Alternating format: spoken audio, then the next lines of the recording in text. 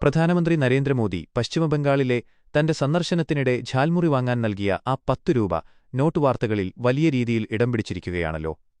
ഒരു സാധാരണ currency note എന്നതിലുപരി രാജ്യത്തിന്റെ പ്രധാനമന്ത്രി ഒരു കൊച്ചു കച്ചവടക്കാരന് കൈമാറി എന്നതിനാലാണ് ഈ നോട്ടിന് ഇത്രയും വലിയ മൂല്യം സോഷ്യൽ മീഡിയയിലും മറ്റും കൈവന്നത്. ഈ സംഭവത്തെക്കുറിച്ച് പങ്കുവച്ച കാര്യങ്ങളിൽ ചില കാര്യങ്ങൾ കൂടി ശ്രദ്ധിക്കേണ്ടതുണ്ട്.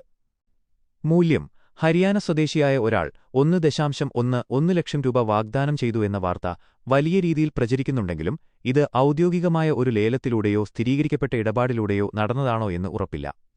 പലപ്പോഴും ഇത്തരം വാർത്തകൾ സോഷ്യൽ മീഡിയയിലെ ആവേശം കാരണം അതിശയോക്തിയോടെ പ്രചരിക്കാറുണ്ട്. ആന്റിക് പദവി: നിയമപരമായൊരു നാണയമോ നോട്ടോ ആന്റിക് ആകണമെങ്കിൽ ദശാബ്ദങ്ങളോ നൂറ്റാണ്ടുകളോ പഴക്കം വേണം. ഇവിടെ ഈ നോട്ടിന്റെ മൂല്യം അതിന്റെ പഴക്കമല്ല, മറിച്ച് അതുമായി ബന്ധപ്പെട്ട വ്യക്തിപ്രഭാവമാണ് മെമ്മറബീലിയ. സന്ദേശം: രാജാവ് തൊട്ടാൽ മണ്ണും പൊന്നാകും എന്ന പഴഞ്ചൊല്ല് ഇവിടെ പ്രതീകാത്മകമായി കൃത്യമാണ്. ഒരു ചെറിയ വസ്തുവിനുപോലും ചരിത്രപരമായോ വ്യക്തിപരമായോ ഉള്ള ബന്ധം വരുമ്പോൾ അതിന്റെ മൂല്യം പതിന്മമങ്ങ് വർദ്ധിക്കുമെന്നതിന് ഇതൊരു നല്ല ഉദാഹരണമാണ്.